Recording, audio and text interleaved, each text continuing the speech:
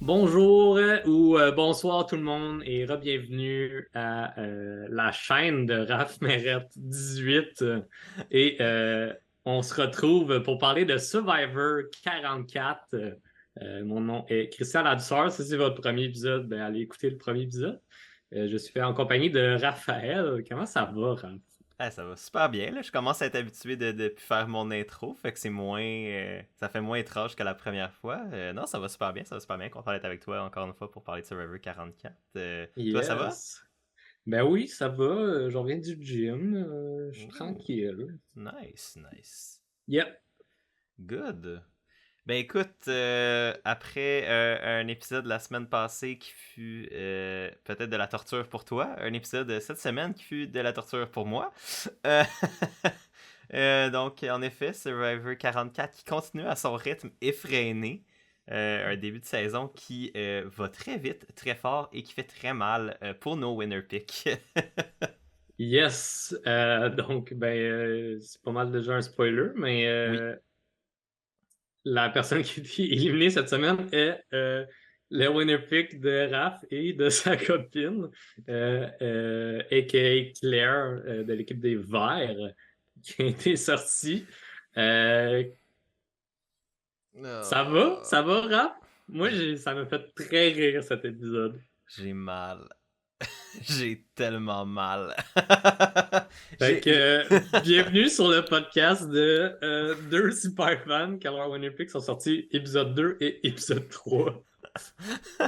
mais ça me rassure quasiment un peu parce que je me rappelle pendant notre preview de la saison quand on passait à travers chaque candidat, candidate, j'avais vraiment ce feeling-là que j'avais de la misère à gager les joueurs puis les joueuses. J'avais de la misère à comme faire Mhm. ah, celui-là, je pense qu'il vraiment qu'il va se rendre loin. T'sais, les bons feelings que j'avais, j'étais comme. T'sais, même pour toi avec Ellen, moi avec Claire, j'étais comme. Je pense que c'est des bons choix. Mais tu sais, il n'y avait pas comme l'espèce de petite magie que des fois j'étais comme ah, cela c'est le bon, tu sais. Mhm. Puis je trouvais que toutes les autres étaient. Il y a plein qui étaient difficiles à évaluer, que j'étais comme. Ils pourraient se rendre loin, mais ils pourraient ne pas en même temps. Puis là, avec le début de saison qu'on connaît à date, ça vient pas mal de prouver ce que je pensais, tu sais. On est à l'épisode 3 puis on est dans les 4 personnes de notre groupe, donc moi, ma copine, toi, ta copine, qui ont fait des winner picks. Il reste juste celui de ta copine, qui est Matthew, qui est bien parti, mais Oui. clairement, on savait pas de quoi on parlait en début de saison. Ben, tu sais, ça fait juste prouver un peu que c'est difficile de gager juste avec une vidéo, juste avec un vidéo. Tu sais, il y a une part de subjectivité là-dedans, c'est sûr, Ouais. mais tu sais, on n'a pas la science infuse non plus de Survivor, puis c'est pour ça qu'on aime l'émission, c'est que tout peut changer dépendamment des relations, dépendamment des circonstances. Tu sais, au dernier épisode, on parlait des circonstances des mauves que si Blues était resté à la place de se faire mettre des vagues, est-ce que ça aurait changé? Clairement, ça aurait changé la dynamique. Mhm. Clairement, les alliances auraient été un petit peu différentes. Peut-être que ça n'aurait pas été Ellen qui se serait fait sortir la semaine dernière. En effet. Fait que c'est ça, il y a des circonstances qu'on ne peut pas prévoir. Ouais. Mais là, dans ce cas-ci, Claire, c'est ça. Elle n'a pas fait grand-chose. Non, en effet. Euh, on avait discuté la semaine dernière qu'elle avait encore été sur le banc durant le challenge. Et pour une troisième fois cette semaine, elle a été sur le banc. Et vu que leur équipe avait jamais été en Tribal Council, il fallait qu'il y soit deux personnes. Puis Jeff, il a fait la petite mention de est-ce que Claire va s'asseoir ou pas? Puis tout de suite, elle a levé sa main pour y aller. Comment tu Mhm. t'es senti à ce point-là? Honnêtement, sur le coup, j'étais comme, oh non. Parce que, tu sais, veux pas, ça fait, tu sais, en début de saison, n'importe quelle raison est bonne pour te mettre une cible sur le dos. Autant jouer que pas jouer, sauf que quand ça devient plusieurs fois, ça devient un pattern. Là, il y a comme un argument qui se crée autour de ça. Puis souvent, puis ça, c'est c'est un sujet de débat qui est sorti cette semaine par rapport à est-ce que le format à 3 tribes, pas de swap, met en danger justement les joueurs qui sont perçus comme étant faibles, que ce soit des filles ou non. Là. Il y avait aussi cette question-là. Là, est-ce que Ouais. le format qu'on a actuellement, c'est met plus les femmes en danger que les hommes parce que les femmes sont souvent, dans le contexte de Survivor, perçues comme moins fortes dans les challenges. Puis je dis ça avec des gros guillemets, c'est pas représentatif de ma vraie opinion. Là, moi, je pense que tout le monde est égaux, puis il y a différents types de forces, puis voilà. Mais dans le contexte de Survivor, c'était un argument qui s'est posé cette semaine. Fait que là, moi, de voir Claire encore une fois benchée, donc de se faire probablement étiqueter comme une joueuse qui est probablement pas assez, entre guillemets, forte dans les challenges, moi, ma crainte, c'était que ça vienne lui jouer dans le dos. Mais allez, tu sais, tu sais, qu'on est un peu biaisé, puis qu'on essaye on a un parti pris, puis qu'on essaye de justifier et rationaliser tout ce qu'ils font. Moi, j'étais comme, mais ça peut être smart, parce que là, elle conserve son énergie pour plus tard dans la saison. C'était vraiment pas tant ça. Oh non, mais finalement. Non, c'était pas tant ça. Je pense que c'était. Mais de la manière qu'elle justifie, puis j'ai écouté son entrevue de départ avec Rob Susternino sur Rob as a Podcast. Puis elle disait que c'était. Il y a une partie de ça qui était elle, qui était comme je mets mon ego de côté, puis je me dis, tu sais, il y a probablement des chances que si je bench, on gagne plus. Mais en même temps, ça excuse pas le fait que ça crée quand même cette perception-là autour de toi. Fait que oui, tu mets ton ego de côté, oui, t'aides la tribe, mais la tribe te doit rien. T'en dois pas une à cause de ça. T'sais. Au final, s'ils perçoivent que s'ils veulent gagner des challenges, ben ça va se faire sans toi. Parce que anyway, ils l'ont fait sans toi. Ben. Ça leur sert à rien de te garder. T'sais. Exact, c'est ça. Fait que il y avait clairement une erreur là. Je pense pas que c'est la seule raison de pourquoi elle a été éliminée. Je pense que c'est comme la raison facile à expliquer puis à justifier. Puis ben, tu sais, Survivor est quand même bon pour faire comme tu fais. Tu participes pas au challenge, on va te dunker un peu dessus. Parce que Jeff est toujours été un peu ouais, c'est dur ça, là-dessus. Exact. Il a toujours été dur sur les personnes qui veulent moins être là, là, genre, tu sais, entre guillemets, là, je pense pas que Claire voulait pas être là, mais tu sais, du même titre que Jeff dunk facilement sur les gens qui quittent Survivor. Là. Ouais, exact. Avec kind of raison, mais je pense que ça pourrait être fait d'une manière différente. Ouais. Dans ce cas-ci, Claire, tu sais, elle n'arrête pas de mettre de l'avant que c'était une décision d'équipe et tout, mais je sentais pas tout le temps que son équipe lui imposait de s'asseoir. Non. Je pense que comme elle se mettait un peu de l'avant de comme hey, je vais m'asseoir, puis son équipe était comme fine. Mais bon, tu sais, il y avait d'autres personnes fortes. Selon moi, c'était une des tribes les plus fortes physiquement, juste par apparence puis ce qu'on a vu. Puis il y a eu des belles surprises comme Franny que je trouvais comme vraiment bonne dans les challenges pour son casting initial qu'on pensait qu'il était. Donc, je peux comprendre Claire si elle avait peut-être pas autant de confiance en ses habiletés physiques ou du genre, mais en même temps, t'es là à Survivor, je pense que tu veux te prouver autant à toi-même qu'aux autres membres de ton équipe. Fait que, ouais, de ce côté-là, aussitôt qu'il y a assis un troisième challenge, comme ça va être dangereux s'ils perdent. Là. Ouais. C'est arrivé. Ouais, c'est ça. Puis en plus, c'était comme, tu sais, je fais ça pour pas qu'on revienne au tribal. Puis là, j'étais comme. Mais tu sais, comme, ça me dérange pas de m'asseoir si on est pour gagner l'immunité. Puis j'étais comme. Non! Well! Famous last words. Puis, mais le pire, c'est que j'étais un peu con parce que pendant l'épisode, j'étais comme, ils ont pas tant build son boot. Fait que j'étais comme. Tu sais, elle risque de pas être si pire que ça. Tu sais, je veux dire, je me doutais qu'elle allait clairement avoir son nom un peu à cause du fait qu'elle benchait.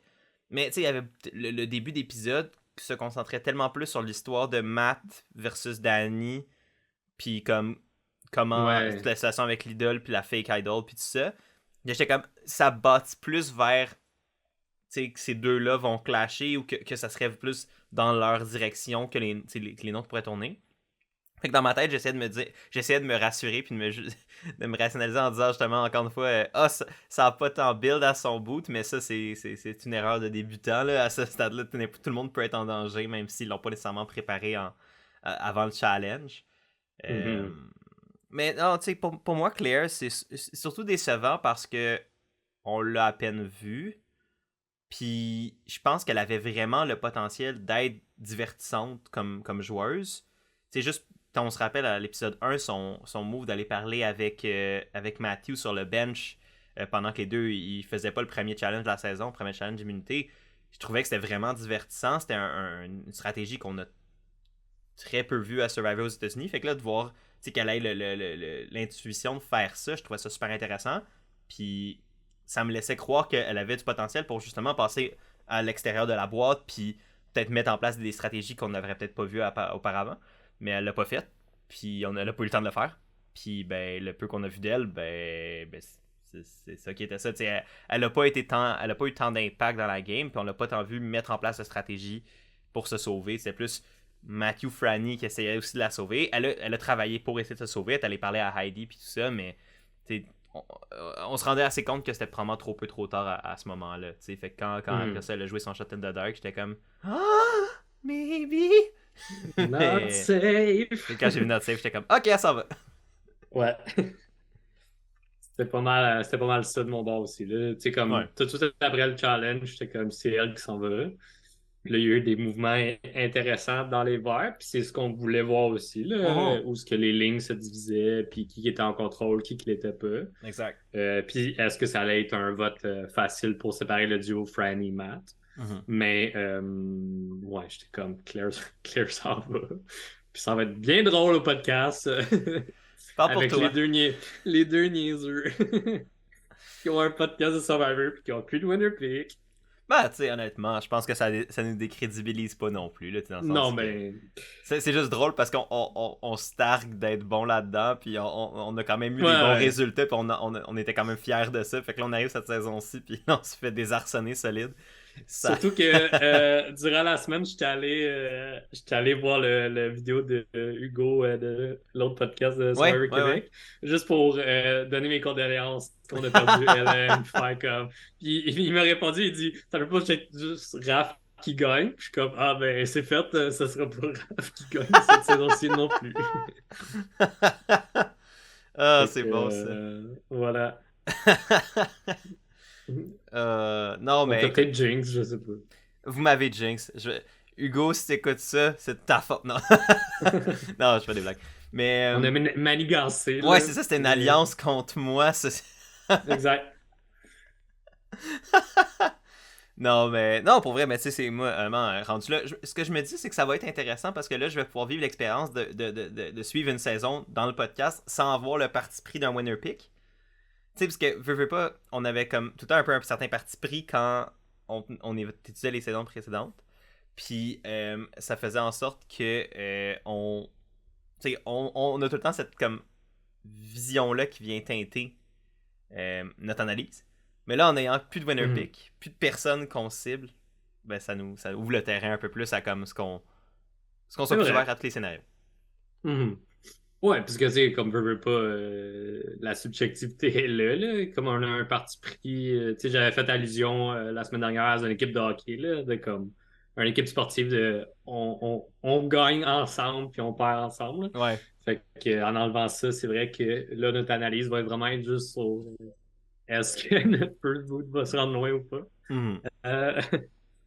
Mais bon, je voulais revenir au début de l'épisode pour reparler de Carson et son vote contre Hélène et tout, parce qu'on a appris un peu plus la raison de Carson. On n'a pas su si finalement il savait que Sarah avait pas de vote ou pas, mais Carson il a mentionné qu'il ne faisait pas confiance à Hélène. C'est une des raisons pourquoi il a tranché de ce côté-là. Un truc que j'ai moins aimé, mais c'est un truc classique qu'on voit, là, c'est au niveau de Jam Jam et Carson qui tentent un peu de sweet talk Sarah. Même s'ils sont honnêtes avec elle, j'ai pas l'impression qu'il y a une situation qui va faire en sorte que les trois autres vont se revirer un contre l'autre puis que Sarah va être chill. Ah ouais, Sarah est clairement en danger présentement avec les mauves. C'est pas mal... assez évident, même elle était comme « Im Sweet Talk », je le sais. C'est comme... c'est pas subtil. Je ris un peu moins. Ouais, c'est ça. Ben, elle rit un peu moins dans la dynamique d'équipe. Jam Jam, il fait des niaiseries. Caroline fait des niaiseries également. C'est jovial. Ouais. Elle rit avec eux, mais comme... Ouais, je le sais quand même que cette pression-là sur ma game là, en ce moment. Ben, c'est ça, tu sais, puis c'est normal par le simple fait de comment le vote s'est déroulé. Est-ce qu'elle a une porte de sortie? Je pense que oui. Est-ce qu'elle peut exploiter des cracks là-dedans? Moi, je pense qu'il y a tout le temps une opportunité. Après ça, elle peut être grosse comme ça, puis elle peut être grosse comme ça. Pour ceux qui écoutent dans le podcast, je faisais un très petit versus très grand. Mais, tu sais, Hey, full nice, hein? écoute, mais bref, il peut y avoir des petites opportunités, des petites cracks versus des énormes cracks, des grosses fissures, puis c'est est-ce que tu réussis à les voir, ces fissures-là, peu importe leur taille, puis à les exploiter, puis c'est pas tout le temps facile à faire, mais je pense qu'il y en a tout le temps au moins un peu. Puis dans le cas de Sarah, je pense que la fissure est très petite, mais justement, si elle peut essayer de mettre une cible sur le dos de Carson, justement, elle mentionnait qu'elle trouvait justement Carson super dangereux par le fait que... Exact. Tu sais, je pense qu'elle voit un peu à travers son archétype, ben comme elle voit son archétype à travers la façade qui s'est mis de tu sais, petit nerd super cute, mais tu sais, elle se rend compte que, puis tu sais, ben fin Carson, là, j'ai rien contre le kid, puis mais tu sais, clairement il joue fort, là. il joue fort, elle s'en rend compte, c'est pas très subtil, puis même s'il essaye de se camoufler, puis je pense qu'il le fait quand même bien parce que ça marche clairement au niveau de Jam Jam puis Caroline. Puis c'est des joueurs qui sont plus émotionnels, qui sont plus qui sont plus peut-être moins rationnels, moins stratégie tout le temps, ce qui fait en sorte que pour Carson, justement, un peu ce déguisement-là passe mieux. Mais après ça, t'as Sarah qui, je pense à l'inverse, est beaucoup plus rationnelle, beaucoup plus réfléchie et stratégique dans sa manière de voir la game.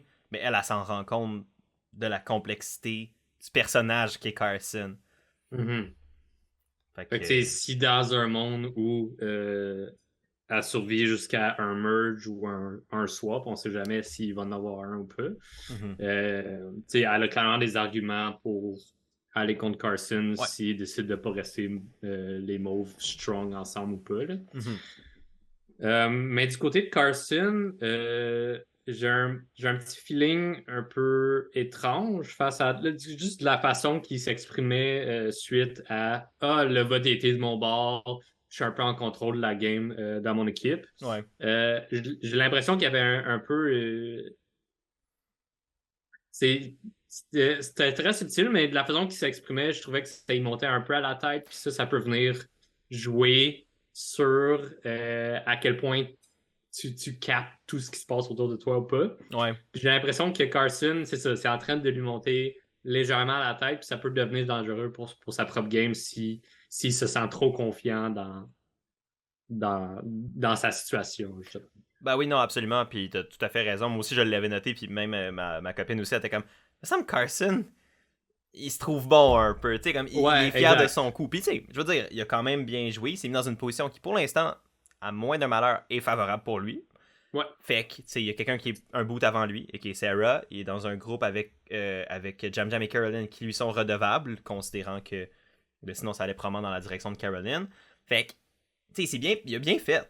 Mais c'est ça, c'est que si ça lui monte à la tête, puis si ça l'empêche de rester objectif et de bien analyser le terrain de jeu, ben ça pourrait jouer, se retourner contre lui, cette histoire-là. Fait que, moi, c'est un très bon point que tu as soulevé, Chris, là-dessus, puis je suis complètement d'accord. Merci. De rien, ça me fait plaisir. Moi, j'avais pas mal fini de parler de cette portion-là. Je sais pas si tu avais d'autres choses à dire au niveau de Jam Jam ou Caroline qui célèbrent les deux ensemble sans Carson. Non, ben, tu sais, on a pratiquement pas vu les mauves cet épisode-ci. Fait que, honnêtement, personnellement, c'est pas mal tout ce que j'avais noté également. Je trouvais intéressant le fait que Sarah mentionne que tout le monde trust Carson, ce qui fait en sorte qu'il est dangereux. Ça, c'était quand même un point que j'avais noté. Mais on l'a déjà pas mal abordé. Fait que non, pour les mauves, honnêtement, ça a pas mal fait le tour de ce que j'avais à dire. Moi, ce qui m'intéresse, c'est de savoir est-ce qu'ils vont être capables de gagner des challenges. Parce que, quand même, ils sont, comme on l'avait mentionné la semaine passée, probablement physiquement désavantagés par rapport aux autres tribes. Fait que, est-ce qu'ils vont être capables... Tu sais, là, ils ont réussi cet épisode-ci, tant mieux pour eux. Est-ce qu'ils vont être capables de toffer ça? Puis, à date, les challenges sont quand même physiquement très demandants depuis le début de la saison. Fait qu'à voir comment ça va continuer. Mais moi, j'aime bien les mauves. Honnêtement, je trouve qu'ils ont une dynamique intéressante aussi. Fait que, en même temps, je veux les voir plus parce que je les trouve divertissants. mais je veux pas non plus qu'il se rende je veux pas non plus qu'il aille au tribal tout de suite, parce que je pense qu'il y a des dynamiques plus intéressantes dans d'autres tribes aussi qui sont intéressantes à voir se dérouler dans un pre-merge, plus que là les mauves qui sont déjà rendus à 4. Et je pense qu'il y a du ménage à faire dans d'autres tribes avant de retourner voir les mauves. On va dire ça comme ça. Je suis d'accord. Mais je pense que c'est Sarah qui en parlait justement quand elle a mentionné un peu, comme tu viens de dire, qu'ils sont conscients que leur équipe est physiquement moins présente que d'autres équipes, puis qu'ils veulent souhaiter que des challenges soient plus selon leur skill set à eux. Ouais, c'est un bon confessionnal. Ouais, mais elle a dit aussi dans ce même confessionnal-là qu'il y a des bonnes chances que dans les 3 prochains challenges, il y ait au moins une fois en Trouble Council. Puis je pense qu'elle a raison. Là. Ouais, moi aussi. Non, c'est ça. Ils sont pas dans une position où ils peuvent se dire on risque d'être safe. Non, c'est vous risquez d'y retourner. Puis d'où le fait que pour Sarah, faut qu'elle trouve cette craque-là, faut qu'elle trouve un échappatoire rapidement. Ou qu'elle s'intègre mieux, puis qu'elle prenne la place d'un Carson, mettons, dans une alliance, ou qu'elle prenne la place d'une Caroline, puis, ou même d'un Jam Jam, jusqu'à qu'elle infiltre ce groupe-là, puis qu'elle puisse avancer. Sinon, j'avoue que j'ai de la misère à voir comment elle va s'en sortir. Exact. Parce que je pense qu'à date, ils n'ont jamais comme fini premier dans un challenge, si je me trompe pas. Je ne crois pas. Faudrait que quelqu'un ait fact-check, là. Mais je pense pas, honnêtement, d'habitude. Ils ont souvent, tu sais, comme quand ils n'ont pas été en Trouble Council, je pense qu'ils étaient deuxième, pas mal. Ouais, c'est ça, c'était plus qu'ils. Ouais, fait que je pense que t'as raison avec ça. Fait que je pense au challenge, puis ouais, non, ils ont fini deuxième, ou ils ont perdu tous les challenges. Fait que il va falloir qu'ils. Le seul challenge qu'ils ont réussi vraiment rapidement, c'était le challenge de Xavier Sweat. Mais c'était pas tant un challenge où ils s'affrontaient. Fait que on ne peut pas comparer avec les autres. Fait que honnêtement, ouais, bref, c'est pas mal ça qu'il y avait à dire pour les mauves. Moi, ce que je voulais aborder du côté des oranges. Kane, Sir Kane, qui chante l'hymne national canadien. Ben oui, ça m'a tellement surpris. Ça m'a tellement tout le monde kind of embarque, là. Il chantait pas, mais il disait n'importe quoi.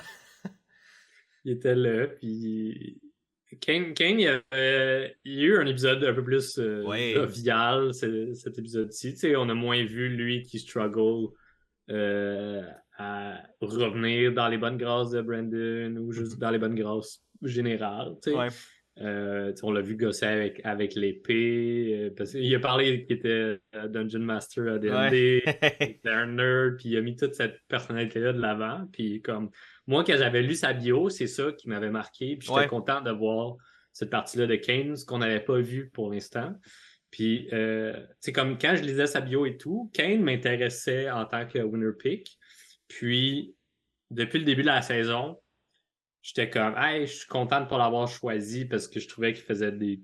T'sais, on l'avait pas tant vu, il faisait des drôles de moves, puis comme. Il est tombé du mauvais bord des votes, fait que j'étais comme, alright. Mais là, de le voir niaiser de même, je trouvais que c'était divertissant, puis que c'était rafraîchissant, puis je suis content d'avoir pensé à Kane comme winner pick, malgré que j'aurais peut-être toffé plus longtemps.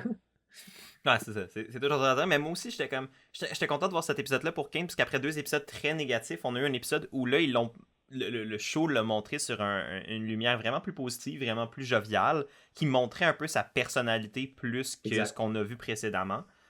Puis pour moi, c'était comme, ok, fait que Kane est un personnage un peu plus complexe. Il va pas juste faire il est du mauvais côté des nombres. Des prochaines fois que les oranges sont tribal, c'est sûr, c'est lui la cible numéro 1. C'est peut-être encore le cas, parce que stratégiquement, on n'a pas vu comment ça a évolué, sa situation, mais on a vu comment dans la tribe, il y a des choses qui ont évolué, comment il y a des situations qui sont développées, puis clairement, on y revient dans pas long. Mais je trouvais ça... J'ai aimé cet épisode-là pour Kane, je pense que... Puis tu sais, le fait qu'il rie avec la tribe, qu'il soit inclus dans tout ça, puis qu'il y ait du fun ensemble, pour moi, ça me rassure sur sa position. Peut-être que justement, s'il peut utiliser son charme social pour se remettre dans les bonnes grâces des gens, ben... il va peut-être toffer plus longtemps que ce que les 2 premiers épisodes laissaient croire. Puis ben moi, je l'apprécie, je veux dire, je pense qu'on s'identifie un peu à lui aussi, les deux, en tant que nerd, fan de Survivor, on a joué à D&D les deux, comme... On a une partie de Kane en nous, Fait que quand on Oui. voit, je pense, un joueur comme ça, on a facilement tendance à faire comme, ah, you know what, t'sais, c'est le fun. Fait que, Mhm. Ouais, c'est ça. C'est de trouver le joueur relatable pour nous, tu sais. exact. Puis Kane, quand je le lisais, je trouvais que c'était plus ton Ouais. plus relatable à toi, malgré que t'es moins D&D, tu sais. Ouais. Mais tout de même, j'étais comme, ah, si Raph avait un archétype, ça serait peut-être Kane. Puis là, je le voyais jouer, puis j'étais comme, ah, peut-être pas, finalement. Mais en même temps, on sait pas, nous, on serait comment Dans le contenu. dans cette game-là. Ça va dépendre de qui est là aussi avec nous, de Ben oui. plein de circonstances. Fait comme, c'est ça, un jeu Non. de circonstances. Ouais, non, Mais exact. autre chose dans les oranges, c'est plus au niveau de Matthew qu'on a vu se promener avec Heidi. C'est Euh, ça son nom? Non, Jamie. avec Jamie Lynn. Jamie, je me suis trompé de personne. Plant, Jamie Lynn. Plant Lady and Plant Daddy. Oui, c'est ça. Il parlait. Ouais, il y a quand même des. Tu sais, Survivor, il y a souvent des bons petits moments comme ça, comiques. Puis, c'est ça. Niveau orange, on en a vu plusieurs, mais Ouais, ouais, c'était. Plant Lady et Plant Daddy qui se promènent. Puis que, je pense juste avant, il y avait la scène où ils mangeaient des vers de terre. Puis là, tout le monde est comme, ben, si t'en manges un, j'en mange un. Puis ils sont Ouais. comme, Ils ont yes. tous mangé des vers de terre, puis c'était, c'était spécial.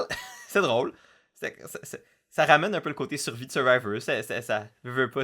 Moi, je trouvais que il y a de quoi de le fun avec cette saison-ci. Il est un peu différent dans les moments de scène, dans les moments de camp, puis il y a un petit dynamisme de plus que je trouve intéressant, puis ça a amené naturellement après à ce que ça parle de la scène que tu nous amenais, fait que je vais te laisser continuer, là, Oui, mais je trouvais ça intéressant à ce niveau-là. Oui, mais justement, Matthew et Jamie qui se rendent au puits. Puis là, Matthew fait remarquer à Jamie qu'il y a de la boîte et qu'il risque d'avoir des vers de terre de plus. Fait qu'elle est comme, ah, je vais fouiller. Elle se penche et elle trouve un idole, straight up. Et là, les dieux du montage font un flashback à Matthew qui est comme c'est moi qui l'ai trouvé et qu'on apprend que c'était une fausse idole qui a planté et pas n'importe quelle fausse idole, une fausse idole que lui-même a faite pour que ce soit pas nécessairement juste le sou comme qu'on a vu qu'on va parler par après là, du Ouais. côté des Verts, mais il a pris des billes sur une des torches puis il a confectionné une fake idole qui ressemblait plus à son idole à lui. Mhm. Puis il le plante là, puis comme tu comprends qu'il le plante pour quelqu'un, puis en pointant la boîte, comme il s'en foutait des fers de taille, il voulait juste que Jamie trouve l'idole. Ouais, non, c'était smart Euh, ça. C'était très yes, puis c'est smart. ça. Puis après ça, on a su pourquoi, tu sais, comme il discutait de sa stratégie, puis on en a parlé brièvement, mais on peut en parler là ensemble. Ouais, bien sûr. Il est comme je veux travailler avec. Fait que c'est kind of une façon de on est unis par t'as trouvé l'idole, je suis au courant, jouons ensemble pour jouer cette idole-là. Ouais. Mais je sais que c'est pas une vraie idole. Fait que je te trahis un peu en même temps. Puis genre, si jamais je vois que tu vas pas du même côté que moi, je peux juste te picher de l'autobus puis dire à tout le monde que t'as trouvé une idole. Exact. Non, c'est brillamment méchant. Oui! C'est très brillant comme move. Moi, j'ai aimé la subtilité de la chose. J'ai aimé le fait que ce soit une vraie. Tu sais, comme une idole qu'il a confectionné lui-même. Tu sais, clairement, c'est qu'il a pensé à ce plan-là. Il avait une idée en tête. Puis justement, en le. Moi, c'est ce que j'aime, c'est justement comme tu l'espèce de double stratégie de. Je me sers de ça, oui, pour créer une relation, pour solidifier une relation, mais en même temps, je m'assure d'être la personne en contrôle dans cette relation-là en ayant cette épée de Damoclès-là qui te pend au-dessus de la tête, parce que je sais que tu as cette information-là, et puis en plus que lui, il sait que c'est une fake idol, fait qu'il pourrait clairement dire « Hey, joue là, je pense que tu vas être en danger à soir », puis finalement, whoop! Mais j'ai l'impression que c'est une relation juste à court terme, là, parce que éventuellement, si elle joue l'idole, elle va apprendre, tu sais, comme, mais en même temps, elle peut pas savoir que c'est Mathieu qui le plante. Fait que comme, ça dépend comment que Mathieu joue là-dedans. Puis à date, de ce qu'on a vu de Mathieu, il y a une bonne réflexion stratégique. Fait que je pense qu'il va être capable de bien s'en tirer Ouais. avec Jamie Lynn dans tous les cas, mais il y a quand même des risques de faux pas ici. Oh ouais, c'est pas une situation qui est complètement foolproof pour lui. Mm-hmm. Le fait que ce soit, tu sais, il est clairement le suspect numéro 1, à mon sens, si elle se rend compte que l'idole est fake, le suspect numéro 1, c'est lui, parce que il était avec elle, il a pointé dans la direction pratiquement. Tu sais, il y a comme de quoi qui, à mon sens, tu regardes la situation, tu fais comme, sans t'accuser, t'es clairement mon suspect numéro 1. Mm-hmm. Mais pour l'instant, ça démontre la prouesse stratégique de Matthew. J'ai hâte de voir qu'est-ce qui va arriver avec cette storyline-là. J'ai hâte de voir si Plant Lady et Plant Daddy vont... est-ce que ça va être plus une relation de travail mutuel ou est-ce que c'est vraiment juste un outil stratégique que Matthew va utiliser pour, contrôler le vote de Jamie Lynn pendant qu'il est encore là et sinon, ben, blindsider Jamie Lynn ou utiliser cette situation-là à son avantage par après. Mais je trouve que c'est du gameplay très créatif qu'on voit pas souvent et qui continue de faire de cette saison-là pour l'instant un très très très très bon début de saison. Puis les storylines qui sont en train de se bâtir en ce moment, pour moi, sont vraiment divertissantes et peuvent amener à beaucoup de chaos. Et ça, j'aime ça, personnellement. Mm-hmm. Ouais, j'ai l'impression que cette saison-ci, à la place d'avoir un chaos concentré dans une équipe, c'est vraiment, il y a un chaos particulier pour chaque équipe. Ouais. Ce qu'on a moins vu dans les dernières saisons. Mm-hmm.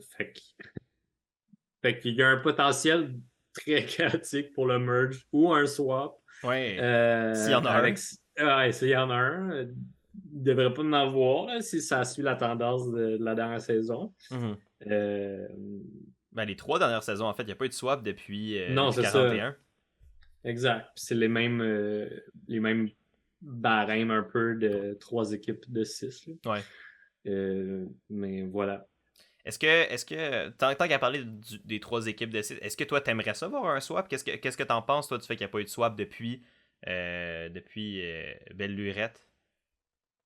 C'est sûr que j'aime bien l'idée d'un swap avant le merge parce que ça vient un peu dynamiser la game puis ça peut donner des chances à du monde qui en avait plus. Ouais. Dans un cas où, par exemple, Kane se retrouve du mauvais côté des votes, ben avec un swap, ça pourrait y donner une seconde chance ailleurs. Ouais. Ou il y a des joueurs qui sont en bonne position qui, au contraire, avec un swap, pourraient les mettre en danger avec hey, je me retrouve tout seul de mon ancienne équipe ou des choses comme ça.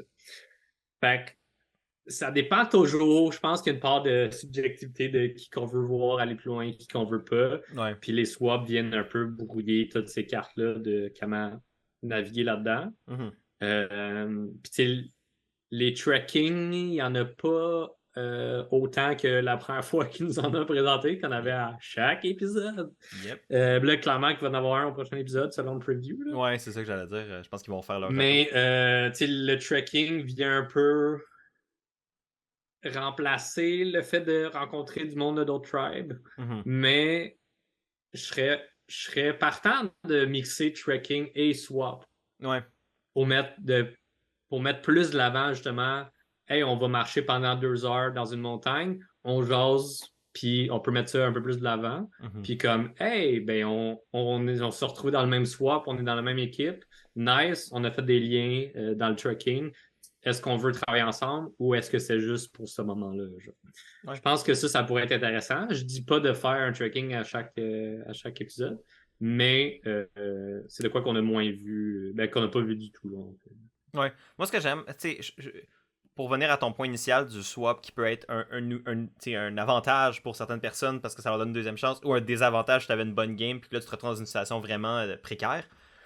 Moi, ce que j'aime du swap comme mécanique, c'est le côté inconnu. Tu sais, au sens où tu peux pas prévoir complètement le pre-merge parce que la réalité du fait qu'il va peut-être avoir un swap fait en sorte qu'il faut que tu penses aussi à comment tu vas naviguer cette portion-là.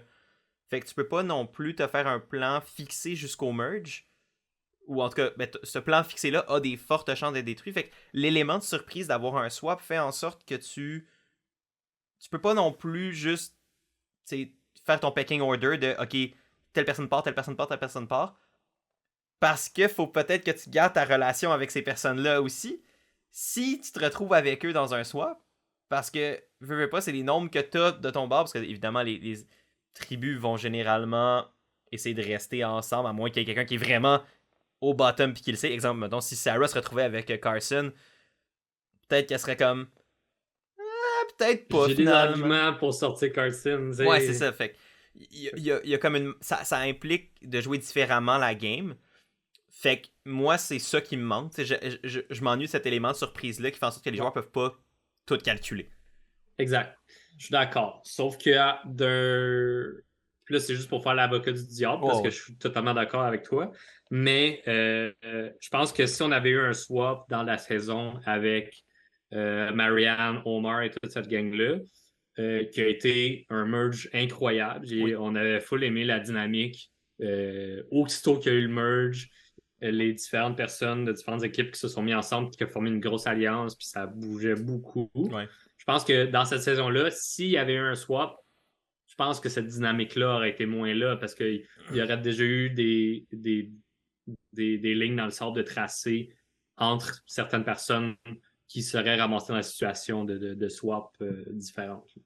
Ah, Fait que c'est un point. comme ça, c'est vraiment juste pour faire l'avocat du diable, mais je suis 100% pour un rappel, ramener le swap un peu pour dynamiser la game. Puis comme une des facettes que j'aime bien de Survivor, c'est de voir la personne try hard pour trouver les cracks, Ouais.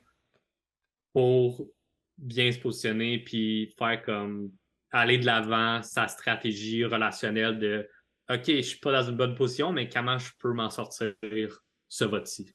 Exact, ouais, c'est ça, c'est le cœur de Survivor. Justement, moi, c'est ça aussi. C'est pour ça que je dis, moi, il y a des cracks, exemple pour Sarah, mais je veux voir si elle va être capable de les exploiter, parce que ça revient exactement au principe que tu viens de décrire là. Ouais, Fait que le swap est un élément de jeu qui souvent amène à ce que ces scénarios-là se produisent. Fait que, il va y avoir des gens qui vont être dans des positions moins favorables ou il va y avoir une restructuration du jeu. Fait que ça va amener à ce que les joueurs doivent adapter leur stratégie. Puis c'est cette adaptation-là qui est divertissante, puis qui exact. change la monotonie d'une tribe qui se suit tout le long, où oui, il y a des possibilités d'avoir des cracks, oui, il y a des possibilités de devoir se battre pour un vote, pour survivre un vote, mais les relations sont déjà plus ancrées, c'est un peu plus difficile. Des fois, ça peut être la stratégie peut être plus rigide un peu. Fait que, comme tu dis, une fois de temps en temps pour juste dynamiser un peu la formule. Exact, exact. Tu sais, comme si je peux prendre comme exemple la saison passée avec mon winner pick Owen, tu sais, Mhm. c'est souvent ramassé dans la situation précaire, puis tu sais, comme ça le frustrait d'être du mauvais côté des votes. Puis j'ai souvent dit que j'aurais voulu voir Owen plus se battre pour, puis c'est justement ce point-là, de trouver ces failles-là, de, de, de travailler un peu plus ta game stratégique et relationnelle. C'est ce qu'on a moins vu de Owen, puis je pense que ça l'aurait aidé à aller plus loin. Mhm. Mais c'est ça, dans ce cas-ci, Sarah est un peu plus dans cette situation-là. Puis voilà, ça fait le tour pas mal de ça. Ouais. Est-ce qu'on parle de l'événement probablement le plus marquant de l'épisode, ou en tout cas un des événements les plus marquants de l'épisode, autre que Claire qui se fait éliminer et moi qui pleure à la fin de l'épisode? Non, j'exagère. Mais, mais disons que j'étais déçu pendant une bonne heure après. Là. J'étais comme, damn it! J'aurais tellement dû prendre quelqu'un d'autre. Ouais, J'étais. ouais, je comprends le feeling, mais de mon côté, je pense que, tu sais, comme, sans enlever rien à Claire, je pense que Claire aurait pu faire mieux. Ah, Du absolument. côté de Oh my god, Hélène, je absolument. pense qu'il n'y avait pas grand-chose de mieux à faire. Ah non, mais c'est pour ça, tu sais, non, c'est ça. Clairement, je suis comme. Toi, dans cette situation, j'étais comme. Tu sais, je l'avais dit même à l'épisode de la semaine passée, j'étais comme. Honnêtement, quelles sont ses erreurs? Il n'y en a pas tant que ça, à part peut-être sticker avec Sarah, mais elle avait pas de vote, mais. Vu qu'elle avait pas de vote, mais elle savait pas. On Ouais, présume, en tout cas, il me semble qu'à ma connaissance, on le on sait savait pas. pas. Puis, mais tandis que là, dans la situation que Claire était, puis c'est un point que je pensais amener plus tard, mais que, en tant qu'à avoir finalement fait une parenthèse, on peut amener maintenant. Euh, Claire a stické avec Matt puis Franny quand Matt avait pas de vote. Puis ça, je pense que Yeah, c'était une erreur stratégique à ce niveau-là parce que, considérant la situation précaire dans laquelle elle était déjà, de s'allier avec les personnes qu'elle aimait le plus, certes, Matt puis Franny était une bonne chose, parce que dans le sens que je pense que Matt et Franny étaient les personnes dans la tribe qui avaient ses intérêts le plus à cœur. Mais elle les mettait souvent en dessous de l'autobus devant tout le monde. Ben oui, c'est ça aussi. Il y a eu plusieurs scènes où elle est chillax dans le camp, elle parle avec les autres, et comme yo, c'est un duo. Tu sais, 2 épisodes back-à-back, Ouais. quand on a vu Matt et Franny, cut to Claire qui est comme Ouais. il gosse. Je suis comme ok, c'était alliés, mais à quel point? Mais je pense que, honnêtement, je pense que c'était réellement ses alliés. Je pense que c'est qu'au départ, il y a aussi une stratégie de Anyone But Me. Puis ça a comme peut-être drivé ça. Ce qui était probablement une erreur. Par contre, tu sais, elle a. Tu sais, je pense que quand est arrivé l'épisode d'aujourd'hui, veux pas. C'est vrai que les premières personnes vers qui elle s'est tournée, c'était Matt puis Franny. Est-ce que c'est de l'hypocrisie de sa part ou est-ce que c'était vraiment les relations qu'elle priorisait? Puis là, le montage a montré un peu plus le côté de elle qui était comme ça, c'est un couple.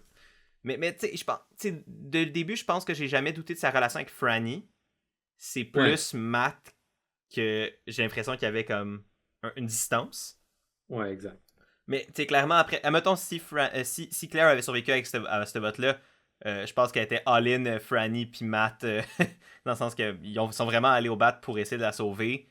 Même si on n'a pas voté pour elle au final, je pense que c'est qu'ils se sont rendus compte qu'il n'y avait juste pas les nombres. Fait que rendu là, tu la sacrifies puis t'espères avancer dans la game avec le groupe qui reste. Puis c'est ce qu'ils ont fait, surtout considérant que Matt est encore dans une position précaire le prochain vote. Fait que je pense que pour Claire, c'était primordial de. Pour Franny, c'était primordial de. Tu sais, quand une fois s'ils se rendaient compte que Heidi suivait pas, là, puis que. Ouais, c'est ça. De juste comme, je pense que c'est plus Franny qui a essayé de pousser un vote différent que Claire. Elle l'a proposé à Claire, puis Claire est comme alright, je suis in là-dedans, puis Claire, elle a fait sa part des choses. Ouais. Mais après ça, il se rendait bien compte que ça n'allait pas fonctionner. Là. Exact. Mais oui, ton événement que tu voulais. Ouais. Ben bref, c'est ça. Fait que l'événement marquant de l'épisode 4, c'est toute la situation avec Danny et son idole. Ben ça fait Idol en fait, parce que lui aussi, c'est un des 3 joueuses qui a trouvé la clé pour rentrer dans la cage. Et a donc trouvé l'idole qui s'y cachait, a trouvé la fausse idole qui s'y cachait également, et a décidé de planter cette fausse idole-là dans le sac de la cage, refermer la cage et recacher la clé. Et toute cette situation-là, où on l'a vu genre bouffer le papier de la... bouffer le papier de la... de la fake idol. Ouais. D'emballer le truc, le cacher dans le... T'sais, en plus, il était là à 4 pattes en train de se promener dans le bois comme une espèce de singe. Ouais, parce qu'il y avait du monde proche selon le montage. On sait jamais à quel point que c'est en même temps. Il avait l'air comme Commando Rambo dans le bois à 4 pattes. Ah, man, c'était Tony all over again. Ouais, c'était vraiment ça. C'était vraiment ça. Tu sais, en il fait une roulade, c'est comme, il est tout sale. Comme, le monde, ils vont faire comme, t'as fait quoi, mon gars? C'est comme Hyde qui se met du sang sur le chest au début de la saison 42. Il gars, je suis subtil! Juste plein de sang. Mais en même temps, tu sais, l'autre épisode d'avant, Danny courait partout dans le bois. C'est quand il a trouvé la clé pour de vrai. Puis le monde était comme, il y a de l'énergie à dépasser. Fait que tu sais, j'étais comme, bon, OK. Mais après ça, le groupe a décidé de faire un tribe search de la forêt, encore une fois. Yep. Et Danny était comme... Il conseillait Matt comment fouiller dans les arbres, qui était clairement où est-ce qu'il avait planté la clé. Ah, c'était drôle. Comme, fouille bien, puis... Ça m'a tellement fait de rire. Après ça, genre, confessionnal de Danny, il est comme... Yo, le monde sont pas bons pour trouver la clé, genre, comme... Je les conseille, puis ils regardent l'arbre, ils sont comme, il est pas là. Ils mettent même pas leur main dedans. Il y a des bébites, fait que non. Ouais, c'est ça. Matt qui est comme, c'est clairement un nid de serpent, je vais pas mettre ma main là-dedans. Passe à un autre arbre. Puis là, Danny qui est comme, t'as-tu bien checké? Mais c'était quand même un très bon move de Danny, encore une fois là-dessus. Je pense que c'était pas super subtil. Puis honnêtement, j'ai pas aimé comment Danny a comme géré la situation après versus, exemple, un Matthew. Puis je pense que Matthew l'a vraiment mieux... T'sais, Matthew, ça faisait réfléchir, Danny, ça faisait plus chaotique, même si c'était réfléchi également, tu sais, il voulait clairement planter cette idole-là pour l'utiliser contre quelqu'un, mais lui, ça semblait vraiment plus fait au pif, puis là, t'as Matt qui trouve la clé, finalement, qui la cache, mais Danny le spot, mais là, Danny le call out devant tout le monde, ben, devant devant Josh. Josh. Puis là, ça fait juste une espèce de situation super awkward où Matt, ben là, révèle... Mais au début, Matt, par ça, Ouais. le révèle juste à Danny, puis là, dis-le pas à Josh, puis là, finalement, le Le dit à Josh. Puis le dit à Danny Franny. Danny le dit à Heidi. Ouais, c'était comme Puis Matt le dit à vraiment... Franny aussi. Parce que, ben, Ouais, ils se disent tout. mais je pense que c'est comme le plan de Danny, c'était vraiment de mettre quelqu'un en dessous de l'autobus. Ouais. Est-ce que Matt, c'était sa meilleure cible? Selon moi, non. Parce que Matt était déjà une cible. Il n'y a déjà pas de vote. Fait comme dans le meilleur des mondes pour Danny, il aurait fallu que ce soit quelqu'un d'autre. Ouais. Mais Puis moi, je pense que ça a probablement aidé Matt à court terme, cette histoire-là, plus que ça y a oui. nuit. Genre, le fait qu'il y ait une idole, que, tu sais, oui, Danny sait que c'est pas une vraie idole, mais c'est aucunement à l'avantage de Danny de le révéler que c'est pas une vraie idole, parce que sinon, toutes les cibles vont pointer vers lui comme étant la personne qui l'a Ouais. fait. Donc, clairement, là, la conscience populaire était il y a une idole, il n'y a pas de vote, fait qu'il pourrait être vraiment prompt à jouer son idole à soir, fait que might as well, on va regarder ailleurs. Puis c'est probablement ce qui a pu aider son duo, parce que honnêtement, il aurait pu être une cible super facile. Ouais. Puis là, le fait que les gens pensent qu'il y a une idole, même si nous on sait qu'elle est fausse, puis qu'il va probablement avoir l'air d'un nono dans quelques épisodes, puis c'est dommage parce que je veux dire, pour vrai, j'apprécie Matt, il est très Charlie Brown-esque encore une fois, puisque ça le rend sympathique, tu sais, comme. C'est comme à chaque fois, il y a de quoi qui va pas. Tu sais, à chaque fois qu'il pense qu'il y a de quoi qui va bien, ça va pas bien. Puis il y a de quoi, je trouve, de sympathique et de mignon à ça, même si c'est comme. Tu sais, je voudrais pas être dans ses baskets, là. Mais. Ouais. T'sais, pour moi, j'ai hâte de voir comment ça va mener, mais honnêtement, ça a probablement sauvé sa peau cet épisode-ci, ça l'a probablement aidé, et à voir comment cette situation-là va s'en aller. Je trouve que Danny est beaucoup plus chaotique dans sa manière de gérer sa fake idol, d'avoir géré cette situation-là. Puis là, comme, oui, il y a quelqu'un à pitcher en dessous de l'autobus, mais je pense qu'il y a plus de chances que ça se retourne contre lui également. Tandis que pour Matthew, exemple, il est un peu plus protégé par le fait que, ben, pour l'instant, c'est juste Jamie Lynn qui est juste lui puis Jamie Lynn qui le sait. Lui a une idole que personne ne sait comme Danny, mais... Franny. Jamie Lynn, c'est dans les... Ouais, mais ça, je dis, Matthew, il y a juste Jamie Lynn qui sait... Ok, Matthew. Ouais, c'est peut-être pas clair, excusez. Matt puis Matthew, c'est mélangeant. Du côté des oranges, il y a juste Jamie Lynn et Matthew qui sont au courant de cette situation-là, ce qui fait qu'il y a comme, justement, le lien privilégié entre les deux. Parce que là, pour Danny, c'est juste, oui, il y a quelqu'un à pitcher en dessous de l'autobus, mais il en ressort pas autant, je trouve. Il y a moins de contrôle sur la situation. Ouais, mais son but premier, c'était vraiment de enlever tout doute qu'il y avait un idole sur lui. Je pense qu'il n'en avait pas, mais comme il était comme si quelqu'un d'autre est mis de l'avant comme étant la personne qui a l'idole, ben personne ne va se douter que j'en ai une. Ouais, puis ça, c'était pas con. Ça, c'est pas con. Mais c'est pas con, mais je pense que c'est ça. Comme tu dis, je pense qu'il est vraiment à court terme. Je pense à Matthew qui est plus à long terme. T'sais. Exact. Puis tu sais, je pense qu'un joueur comme Danny va être vu comme étant plus chaotique, un peu moins. Tu sais, puis je veux dire, je veux pas, Tony a marqué les esprits. Fait que s'il y a quelqu'un qui joue un peu un style de jeu à la Tony, j'ai peur que justement ça fasse super peur. Ben moi, ça me ferait super peur. Puis. Ben moi aussi.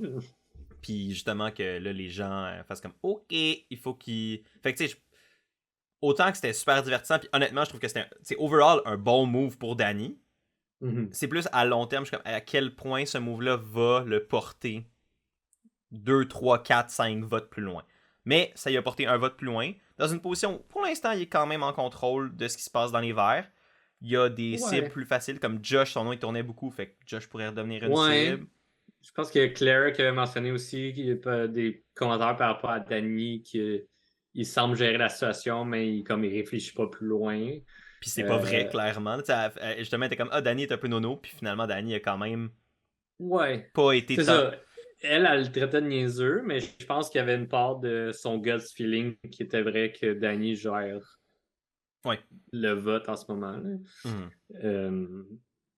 Mais discussion après discussion, Heidi était beaucoup plus proche de Josh que de Claire. Mais en fait, pas tant. De ce que j'ai compris, c'est plus qu'elle était proche de Danny que de De Josh. Danny, ok. Puis c'est parce qu'elle voulait pas se mettre Danny à dos qu'elle a pas Ok. voté pour éliminer Josh. Parce que Josh était pas la cible de Danny. Fait que c'était. Puis de ce que j'ai entendu de l'entrevue d'élimination de Claire, c'était un peu ça. Tu sais, Claire et Heidi étaient proches sur le plan personnel. Mais stratégiquement parlant, Il n'y avait pas Heidi la même était. genre de. Ouais, c'est ça. Puis Heidi était plus proche de Danny, trustait plus Danny. Puis c'est ce qui a, après ça, mené à ce que son choix penche dans cette direction-là. Mais pour moi, pour Danny, c'est ça. Il y a clairement la situation avec Matt qui n'a pas encore de vote. Fait que comment ça va rejouer puis avoir être pris en compte dans la prochaine fois où les Verts vont aller au Tribal s'ils y retournent. Mhm. Ça va brasser encore, je pense, chez les Verts. Ouais, je pense que c'est comme Josh, il est dans une situation où ça pourrait être le prochain si Ouais.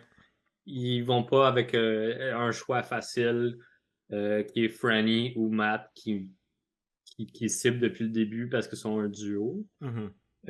Mais là, avec Matt qui a pas de vote et une fake idole, ça risque d'être assez chaotique Ouais. le prochain vote, comment jouer autour de tout ça. C'est ça. C'est ça. Savoir si Danny, Heidi puis Josh ils se tiennent ensemble ou pas. Exact. Puis, moi, l'affaire, c'est ça, c'est que je me dis, l'affaire avec Danny, c'est qu'en donnant la fake idole à Matt, c'est que s'il veut mettre Matt comme cible, il faut qu'il convainque le monde qui vont voter avec lui que Matt, son idole, est pas vrai ou que comme il va pas la jouer. Il va falloir qu'il travaille plus fort pour convaincre les gens de voter pour Matt, parce que là, les Ouais. gens pensent que Matt a une idole. Puis la seule manière de faire comme oh non, on est chill, on peut voter pour Matt, il va pas. Ça va pas backfire. C'est C'est qu'il ça. faut que tu révèles que l'idole est fake ou sinon que tu cibles Franny.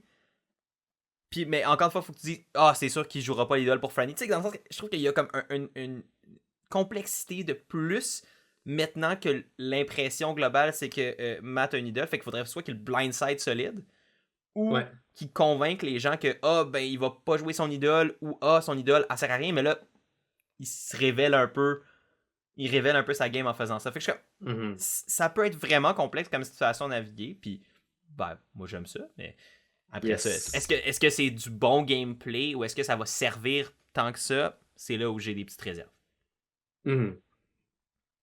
Parce qu'ils sont clairement pas assez pour faire un plan de on split les votes ou on fait un 2-1 parce que personne sait que Matt Mhm. n'a pas un vote encore une fois.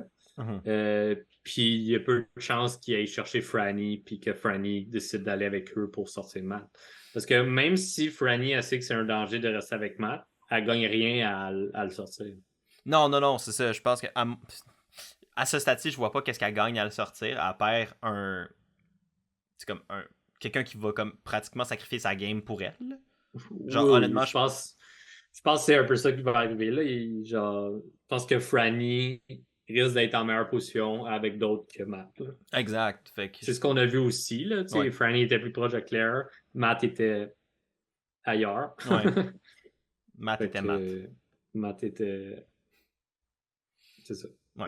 Euh, honnêtement, euh, post. Ben, le challenge d'immunité, honnêtement. Le seul point, moi, que j'ai trouvé de mention puis que je voulais aborder parce que je pense que ça pouvait amener une discussion intéressante, c'était par rapport à toute la question de tricherie ou de regarder le challenge. Parce que Ouais. ce qu'on a vu dans le challenge aujourd'hui, de cette semaine, c'est que à la fin, la dernière étape, comme bien souvent, c'était un casse-tête. Le fameux casse-tête qu'on a vu quand même souvent à Survivor où ils doivent assembler une tour de 4 cubes avec des couleurs sur chaque face. Il faut que sur chaque face sur les 4 faces de la tour, qu'il n'y ait aucune couleur qui se répète. Euh, sur une même face. Fait que les oranges ont réussi en premier le casse-tête et ont gagné le challenge. Et là, tu as vu les verts et les mauves qui se battaient pour la deuxième place. Juste arrêter de travailler sur leur puzzle, aller checker ce que les oranges ont fait et revenir travailler là-dessus. Qu'est-ce que toi tu penses de ça? Je sais que ça a quand même amené beaucoup de débats sur la communauté. Je disais un peu Reddit puis tout ça, puis le monde était comme ah, ça pète le fun des challenges de juste pouvoir aller checker les solutions puis après ça de les Mhm. copier. Toi, moi personnellement, j'ai Euh, mon opinion là-dessus, mais je suis curieux de connaître la tienne par rapport à ça. J'avais pas de temps pensé, mais en le soulevant, j'ai réfléchi un peu. Puis, tu sais, comme on a déjà vu des challenges avec des puzzles plus petits où tu avais la possibilité de le cacher, des choses comme ça. Ouais. Je pense que dans les challenges d'équipe, on a moins souvent vu ça, qu'il y avait une possibilité de cacher. Mhm. Dans ce cas-ci, je pense que c'est plutôt une décision des Oranges s'ils voulaient briser leur puzzle ou pas. Ouais, il aurait Aussitôt qu'ils pu. avaient gagné, ils auraient pu juste le pousser puis arrangez-vous. Ouais. Ou une chose qu'on a vue intéressante à la dernière saison, c'est une équipe qui arrêtait pas de gagner. Et lorsqu'il était en danger, l'équipe qui venait de gagner aidait l'autre équipe Ouais. qui avait déjà été en tribal. Fait que ça, c'est une dynamique que je trouvais intéressante, puis c'est un choix. Puis, fait que rendu là, je pense que ça devient un choix des joueurs et des joueuses qui sont présentes. Euh, Tu sais, ce puzzle-là, ben, tu peux pas le cacher, là. Ouais, non, c'est ça. C'est un totem de blocs de couleurs, là. Tu peux pas Fait que mettre des rendu là, paravents entre chaque station, ça serait juste ouais, c'est weird. ça. Rendu là, tu sais, je pense que pour des puzzles sur table, des choses comme ça, la prod pourrait faire un effort de plus puis donner la possibilité aux joueurs de pouvoir le cacher quand ils gagnent. Mhm. Après ça, c'est la décision des joueurs de est-ce qu'on veut le cacher, est-ce qu'on veut défendre notre puzzle, est-ce qu'on veut pousser notre tour pour pas que les autres copient puis que ce soit plus fair, Ouais. ou on s'en crise puis ils font bien ce qu'ils veulent. Ouais. Euh, c'est ça. Tu sais, je pense que ça a jamais été dit dans les règles qu'il n'y avait pas le droit de le faire. Fait que- Non, c'est ça. T'sais, non, clairement, c'est pas une question de briser les règles parce que s'il y avait des règles qui l'interdisaient, ben Jeff aurait juste call out puis il l'aurait pas fait. Comme... Ouais, c'est Fait que, ça. moi, ma position par rapport à ça, c'était un peu, ça rejoint la tienne. Moi, c'était, je veux que ça soit le choix des joueurs. Dans le sens que, moi, c'est une game que je trouve qui doit revenir dans les mains des joueurs. C'est des Ouais, décisions qui leur reviennent. Puis c'est ce que on avait tant aimé les deux la saison passée. C'était le fait que il y a une tribe qui a décidé d'aider l'autre parce qu'ils se rendaient compte que ça les avantageait que les bleus aillent au tribal. exact. Fait que, tu sais, là, c'était une décision stratégique, c'était une décision de game, puis là, ça a amené à ce que, ben, ça a dynamisé après ça quand est venu le temps du merge, puis là, c'était les bleus versus les autres, puis finalement, c'était plus complexe que ça, Exact. puis... Ouais, c'est ça. Fait que moi, je suis d'avis que, tu sais, la prod, s'ils veulent mettre des paravents, tu sais, ils peuvent, ben, des paravents ou des trucs juste pour cacher les puzzles, mettons, de table et tout ça, ou, tu sais, de faire tomber leur tour de cube, ça appartenait aux Orange de le faire, puis, tu sais, ça aurait peut-être été plus smart de le faire, parce que là, ça aurait rendu la tâche plus compliquée, mais en même temps, est-ce qu'il gagnait tant à faire ça? Pas tant non plus. Dans ce Mais cas-ci, pas vraiment. je pense que rendu là, c'est plus une question de divertissement versus Mhm. qu'une question de comme fonctionnalité de gameplay. Mais non, c'est Ouais, ça. après ça, comme ça m'a pas tant dérangé. Tu Mhm. sais, c'était comme.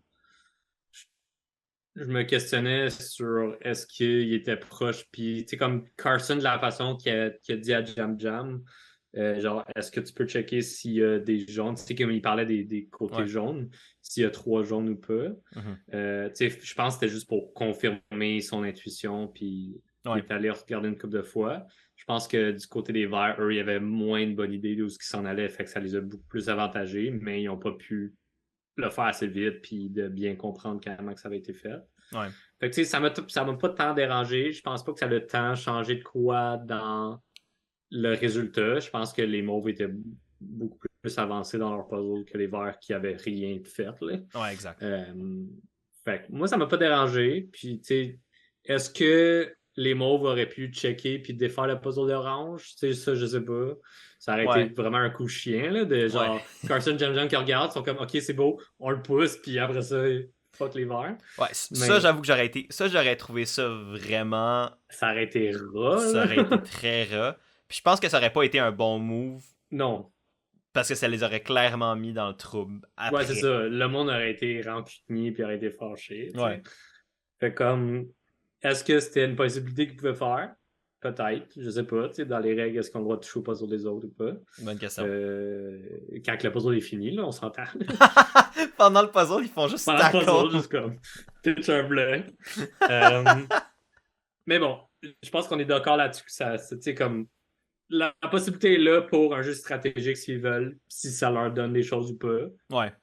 Après ça, moi, ça m'a pas tant dérangé dans ce cas-ci. Non, moi non plus. Je pense que c'est ça. Moi, c'est une question de liberté de choix des joueurs. J'aime juste pas quand les joueurs ont les poignets liés puis sont comme un peu limités dans ce qu'ils peuvent faire.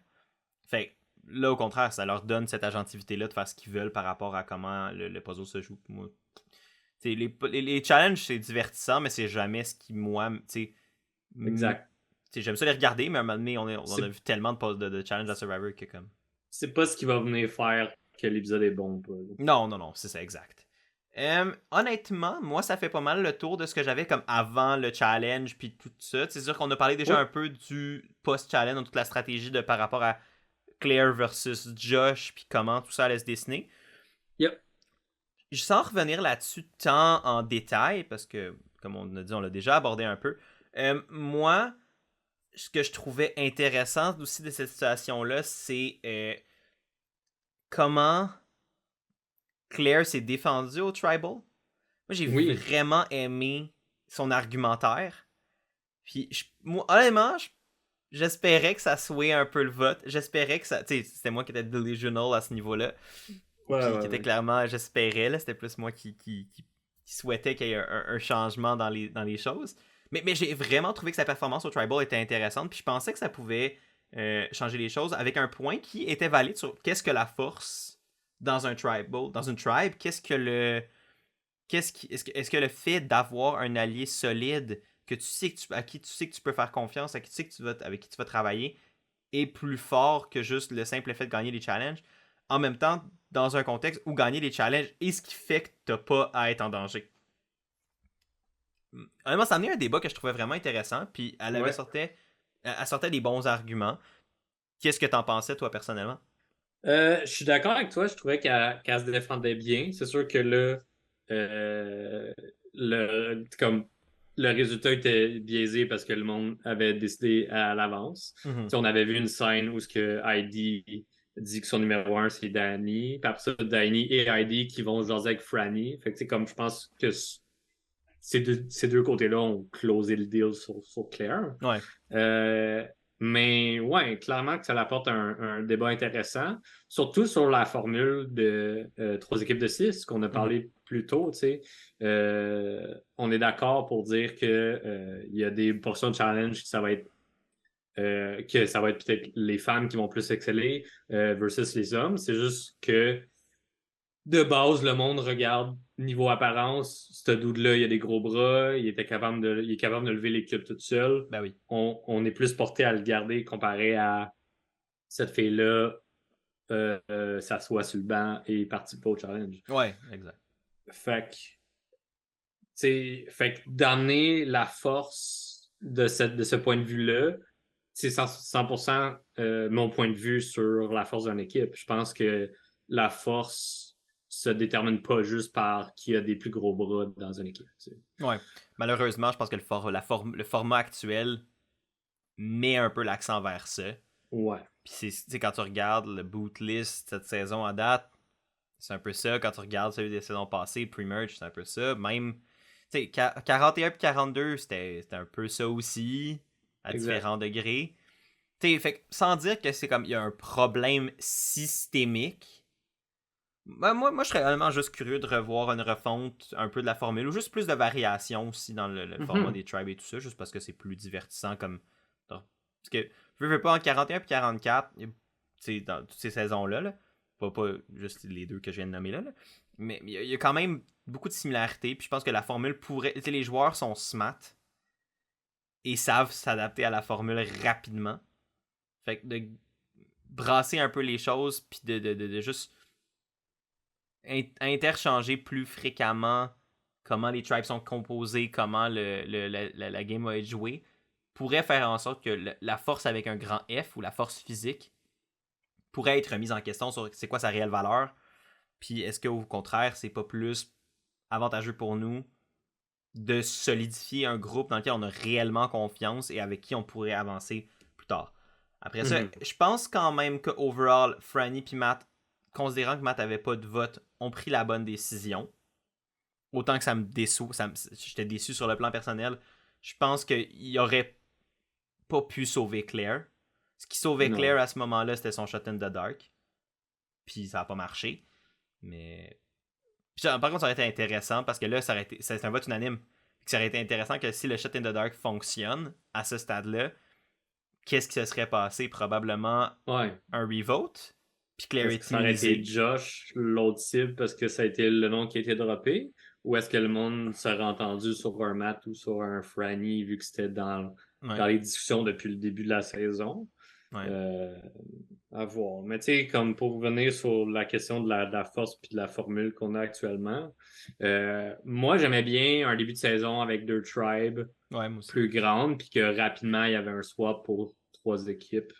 Ça, je trouvais que ça faisait plus de sens. Mhm. Mais une chose qu'ils pourraient faire, c'est que s'ils veulent vraiment garder la formule de la 3 équipes et pas faire le swap puis aller directement vers un merge, c'est peut-être d'adapter les challenges en début de saison pour faire de quoi de plus varié, que ce soit pas juste la force physique qui remporte. T'sais, on, on, on voit un classique challenge qu'il y a une partie physique qui finit avec un puzzle, mais à date, dans cette saison-ci, les puzzles restent tout de même physiques. C'est des gros Oui. blocs qu'ils doivent déplacer. Puis c'est ce qui vient un peu me déranger. Puis c'est pour ça que j'étais comme, les Mauves sont en danger parce que sont bons en puzzle, mais sont moins forts physiquement par juste la constitution de leur équipe Ouais. physique. C'est ce qui me dérangeait un peu au niveau de comment que les challenges étaient faits puis comment que les équipes avaient été divisées parce que clearly les Verts étaient plus forts physiquement. Ça leur redonnait un avantage en début de saison. Ouais. Puis je rentre tout le temps dans un challenge en me disant est-ce que les Mauves vont s'en tirer ou pas? Puis je trouve ça plate en tant que viewer de me dire ça. Ouais, absolument. J'aimerais ça rentrer dans un challenge puis que tout le monde ait une chance égale. Mhm. Puis comme ils sont arrivés à me prouver le contraire à plusieurs reprises, puis tant mieux. Ouais. Mais je pense que je pense qu'il y a une refonte des challenges également qui pourrait être faite et mieux adaptée à la constitution des équipes que la prod veut. Ouais. Ah, je suis d'accord. Moi, je pense que ce qui pourrait être intéressant, c'est des challenges, exemple, plus de style endurance d'équipe. Fait que, tu sais, mettons, la dernière personne de l'équipe qui reste, un petit comme il se fait des fois dans le post-merge pour des challenges, exemple de reward, ou même des fois quand ils split les tribes en deux, des choses comme ça. Tu sais, rien n'empêche de faire une formule comme ça pre-merge, qui va donner un challenge intéressant, puis qui pourrait amener à ce que, exemple, la force physique brute, puis tu sais, ben, l'endurance c'est de la force, mais c'est pas le même type de force. Quelqu'un Non, qui est vraiment pas. super fort physiquement va pas nécessairement être capable d'endurer autant, exemple, la douleur ou l'inconfort. Fait que là, tu viens complètement changer qu'est-ce que la force est, ou sinon, ça pourrait être juste un méga puzzle où là, la force est peut-être vraiment moins mise en valeur. Puis ça ferait en sorte que des situations où c'est pas tout le temps, exemple, les mêmes personnes qui vont bencher s'il y a des benches à faire, tu sais, faire bencher un Danny, on s'imagine pas ça dans 95% des challenges qu'on voit à Survivor, mais ce serait le fun qu'il y ait des challenges où ben, un Danny sert à rien, puis Ouais, c'est que ça. qu'il y ait justement un peu cette variété-là qui ferait en sorte que des scénarios où les personnes faibles se font bencher, entre guillemets, soient pas les mêmes archétypes de personnes ou les mêmes formes physiques, toutes les raisons qui pourraient amener à ce que un groupe ou un individu se fasse cibler plus que d'autres. Je sais pas, moi c'est un argument que je mettrais de l'avant qui pourrait être comme une amélioration potentielle à tout ça, puis tes points que tu as amenés étaient tout à fait justes aussi par rapport à ça. Ah, c'était une conversation fort intéressante. Honnêtement, je m'attendais pas à ce que ça pousse aussi loin que ça, mais finalement, ça vraiment, je pense que ça a amené une réflexion très, très Ouais. intéressante par rapport à la direction que Survivor peut prendre. Puis, Moi, je serais curieux de savoir, au niveau de ceux qui nous écoutent, c'est quoi oui, vos points de vue par rapport à justement la composition des équipes actuellement? Qu'est-ce qui est une force? C'est un peu le débat que Claire a amené à ce Tribal Council-là. Qu'est-ce qui constitue une force? Est-ce que vous trouvez que c'est injuste dans la dynamique homme-femme également? Je pense qu'il y a cette question-là aussi qui est importante, puis que malgré que Survivor sont bien forts sur la diversité, je pense qu'il y a des lacunes au niveau de justement qu'est-ce qui est plus fair pour tout le monde, autant un maigrichon que Danny qui est il est pas en vraiment cut, pied. tu sais. C'est ça. Fait comme, tu sais, je pense que se sont peut-être plus posé la question quand ils ont fait la saison David contre Goliath, parce que la constitution des équipes, c'était ça, c'était du monde... c'est comme, c'était pas nécessairement du monde plus fort, mais il y en avait comparativement à l'équipe de Goliath, à l'équipe de David qui était vraiment plus diversifiée au niveau de leur skill set. Exact, c'est ça. Je pense qu'il y a des réflexions à avoir, puis je pense qu'il y a constamment de la place à l'amélioration, puis à de la refonte, puis à du retravail. Honnêtement, moi, je pense que l'élimination de Claire, au moins si ça peut amener à faire des réflexions par rapport à ça, tant mieux. Je pense que ça a été une joueuse, pour moi, a été décevante overall. J'aurais espéré la voir plus. Moi, je trouvais qu'elle avait des moments très drôles. Que genre, pour moi, elle avait. Puis là, c'est moi qui pars un peu sur une autre tangente, puis pour un peu amener vers la fin de cette histoire-là. Mais pour moi, c'est une joueuse qui aurait pu nous en montrer plus, qui aurait pu nous en donner plus, que j'aurais aimé en voir plus. Malheureusement, c'est pas le cas, puis j'ai des gros doutes qu'on va la revoir à Survivor dans le futur. Fait que c'est dommage à ce niveau-là. Moi, ce que je me demande, c'est après ça, qu'est-ce qui est l'avenir pour les Verts à ce niveau-ci? Est-ce que Josh est plus en danger? C'était le nom qui tournait comme plan B. Est-ce que plutôt Matt et Franny, leur duo, la fake idol, est-ce que Danny va être encore en contrôle autant de la tribe? Est-ce qu'il va devoir se servir de son idole plus vite que prévu? Moi, c'est plus là, je trouve que là, les Verts, c'est de voir où est-ce qu'ils vont s'en aller post-élimination de Claire. Le Showman a survécu pour un premier vote. Mais plus ils avancent, plus techniquement leurs votes sont importants en tant que duo, mais là, il y a Matt qui n'a pas de vote. Encore une fois, est-ce que ça va être Charlie Brown puis ça va se retourner contre lui? À voir. À voir. Avais-tu d'autres choses sur cet épisode-ci que tu voulais qu'on aborde avant de passer à ce qui s'en vient pour la suite? Non, c'était surtout dans le preview. Là, il y a un petit moment que je me questionne qu'est-ce que c'est. J'ai une petite idée de c'est quoi, mais j'étais curieux d'en parler avec toi. Vas-y. Un des moments qu'on voit, c'est qu'il y a un X qui a été rajouté sur les cages. En effet. Qu'est-ce que tu supposes que c'est? Écoute, j'en ai aucune idée. Pour être bien franc. Moi, j'ai l'impression que c'est peut-être pour révéler aux joueurs que les cages ont été ouvertes. Ouais. Et donc générer de la paranoïa. Parce que... C'est ce que je me suis dit aussi.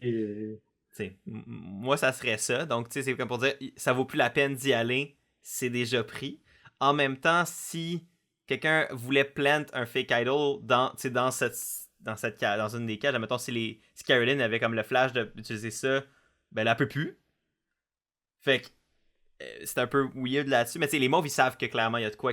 Ils savent que quelqu'un a une idole, fort probablement. Oui, c'est plus au niveau des verts que là. Puis ben là, ils savent que Matt là. Fait que, en même temps, à quel point ça va créer de la. Ben les oranges, la cage a déjà été ouverte aussi. Fait que je suis comme, à quel point ça va avoir un impact sur la paranoïa. Mais honnêtement, tout est bon pour créer de la paranoïa à Survivor. Mais j'avoue que c'est une bonne question. Puis je sais pas ce que ça implique. Mais ouais. Toi c'était ça ta théorie, c'était que ça. Ouais, ma théorie, c'était que c'était juste pour dire aux joueurs qu'il est arrivé quelque chose avec la cage. Juste pour faire comme oh, what's up? Mais en même temps, comme tu dis, tout est bon pour créer de la paranoïa. Est-ce que le monde va se dire est-ce que c'est parce qu'il y a une nouvelle clé à trouver? Est-ce qu'il y a un nouveau avantage dedans? Est-ce que c'est pas une idole? Genre. Faut que tu trouves le sécateur secret pour couper la corde autour du. C'est plus une clé à ce stade, c'est un taille buisson. Fait que, ouais. Fait que, tu sais, qu'est-ce qu'ils font avec la cage? Parce que, tu sais, comme, rapidement, la cage a été ouverte par les 3 tribes. Rapidement, une nouvelle idole qui a été transférée à quelqu'un ou une fake idole qui a été transférée à quelqu'un, puis qu'il y a de l'information qui a été partagée. Fait que après ça, est-ce que le X est pour indiquer que ce que le monde pense, c'est pas vrai? Est-ce que. C'est ça. Ça peut être n'importe quoi. J'ai l'impression que ça va peut-être plus avoir un impact du côté de Caroline que les autres. Ouais. À cause qu'on a vu que Caroline et la paranoïa ne faisaient qu'un. Fait à voir ce que ça va donner, mais je pense que ça aurait eu plus d'impact, comme tu dis, s'il n'y avait pas des fake idoles qui avaient été mis de l'avant et partagés. Puis si le monde ne s'était pas douté que les cages avaient été ouvertes. C'est dans le cas où Danny l'avait ouverte, personne ne le savait, puis qu'il n'y avait pas plein de fake idols, puis qu'il y a un X qui apparaît, je pense que le monde aurait fait comme OK, ça veut peut-être dire que quelqu'un l'a ouvert. Exact, c'est ça. Moi c'est plus ça. Je suis comme, si c'était ça l'idée, ça aurait été bon, il y a comme un épisode. Ouais. Là, après l'épisode qu'on a eu là, cette semaine, ça a moins d'impact. Mais à voir, honnêtement, moi je suis curieux. On a vu aussi on présume un nouveau trekking. Ça. Ouais, on a vu quelqu'un fouiller dans une poche comme qu'on a vu Mhm. auparavant. Avec un bateau en plus qui s'en venait vers les camps. Fait qu'on présume Ouais. que c'est pour ça. Là, je pense pas que c'est un medevac ni rien. Là. Je pense que c'est vraiment plus Ou un swap. Honnêtement, man, à ce stade-ci, moi je trouverais ça divertissant de voir un swap. Ça serait le bon point pour le faire. Là. Ouais, tout le monde a perdu au moins un joueur. Ils vont être quoi, 14 à ce stade-ci. Fait que tu peux faire soit 2 tribes de 7 ou tu pourrais faire des 3 tribes, mais tu mets quelqu'un sur un. Tu re-swap puis tu mets genre une personne sur Exile ou je sais pas trop. Il y a moyen de bouger ça un peu. C'est sûr Mhm. que si la tendance se maintient, il y a 2 saisons qui se ressemblent pas mal au niveau de Ouais. la conception des twists et tout. Fait que 44 risque de ressembler un peu plus à 43. En Exact. même temps, ils nous ont présenté la cage qui est de quoi de complètement nouveau. Fait que, Ouais. Ben quoi qu'à puis le 43, c'était les beads qui devaient récolter. oui, Fait que il y avait comme une twist encore à ce niveau-là. ouais. Puis le tracking aussi, c'était différent. Ouais. Fait que, est-ce qu'il y a des twists différentes cette saison-ci? Possiblement. Mhm. Ben, j'ai hâte de voir ça personnellement. Je pense que à date, honnêtement, une des très très bonnes. Ça s'enligne pour être une saison super excitante. Puis la prod ne Yep. mentait pas quand il disait que il aimait la saison. Tu sais, je comprends pourquoi il l'aimait à date. Moi, je suis all-in sur cette saison-ci. Ça revigore un peu. Ben, moi, c'est pas dur de me revigorer sur Survivor. Là. J'aime pas mal ça tout le temps. Mais c'est rare que j'aime pas une saison. Là, mais Yes. ouais, ça nous lance bien. Puis ça nous lance bien pour l'éventuelle arrivée de Survivor Québec qui commence très bientôt. Oui, le 2 avril. Le 2 avril, le soir, la première de la saison. Oui, justement, je t'ai envoyé une nouvelle bande-annonce. Je sais pas si c'est une nouvelle bande-annonce, mais je t'ai envoyé une bande-annonce, puis on en a discuté un peu. Oui. On a vu un peu plus d'images de la saison de Survivor Québec. Si tu me permets de faire une Ben, parenthèse. vas-y. Yes. On a vu un peu plus des challenges classiques de Survivor, dont la géante boule qui doit pousser par-dessus des obstacles. Ouais. Et encore une fois, le slingshot Oui. avec des poches de sable qui doivent lancer sur des cibles. Fait que peut-être que malgré la formule de 4 quotidiennes et 1 heure et 42 jours, 44. Survivor Québec. 44 jours. 44? Ouais, 44 jours. Survivor Québec s'est quand même penché sur des classiques de Survivor. Fait que j'ai bien hâte de voir qu'est-ce que ça nous réserve du côté de nouveau. Ouais, moi, honnêtement, je pense que j'ai eu les frissons quand j'ai vu les premiers confessionnaux. Là. Comme de voir des gens parler de Survivor dans un confessionnal en français québécois. Honnêtement, c'est là que moi, ça a fait « Oh my God, c'est vrai ». Pour moi, ça a été le moment où j'ai été le plus hype. C'était de voir du monde me parler de leur expérience à Survivor dans mon patois, tu sais, avec l'ADN québécois, de la manière qu'ils s'expriment. C'est niaiseux, là, c'est tellement ridicule dans un sens. J'étais comme, ok, c'est vrai, ça s'en vient, on le voit. J'ai tellement hâte. Honnêtement, même si la structure me laisse encore un peu sceptique, mais j'ai tellement hâte. Yes. Ouais, moi j'ai vraiment hâte de voir comment que Survivor amène les traditions qu'on Ouais. connaît et comment qu'ils font du renouveau à la sauce québécoise. Ouais. Moi honnêtement, j'aimerais quand même ça qu'ils se tiennent à une formule assez, tu sais, assez classique au départ, juste parce que je pense que, tu sais, oui, le monde au Québec sont rendus habitués à Big Brother, connaissent plus le jeu, comprennent comment ça se joue. Survivor est une game extrêmement différente, similaire mais extrêmement différente en même temps. Je veux dire, ça reste un jeu de social stratégie, le concept du jury, le monde sont habitués, ils comprennent un peu ça. Mais pas juste un peu, là, que le monde comprenne ça puis ils sont capables de faire leur tête par rapport à qu'est-ce qui est une bonne game de Big Brother puis tout ça. Mais là, de voir ça à Survivor, il y a des concepts différents, le jeu se joue différemment, il y a plein de paramètres qui sont différents. Moi, j'aimerais ça qu'il y aille un peu plus lentement au départ, juste pour mettre un peu tout le monde à niveau. Puis qu'après ça, s'ils veulent pop, ils le fassent après. C'est pas tout le monde qui s'est tapé 44 saisons de Survivor US qui sont allés vers vers Koh-Lanta ou vers Survivor Australie ou peu importe, là, malgré que Koh-Lanta et les autres Survivors, ils ont leur propre chose. Ouais. Mais ouais, pour aller chercher un public plus large qui sont peut-être plus habitués à Big Brother Célébrité, puis que là, ils sont comme ah, ben on est intéressé par cette nouvelle structure similaire, mais qui a des tendances différentes avec le niveau de survie et la confection des équipes qui vont en conseil tribal au lieu d'avoir un patron qui met du monde au balotage. Ben, tu sais, déjà, dès le simple fait que dans un vote de Survivor, tout le monde est en danger versus, ou genre une personne ne l'est pas, versus Big Brother où t'as 2 à 3 personnes qui sont en danger par semaine. Déjà ça change énormément la dynamique du jeu.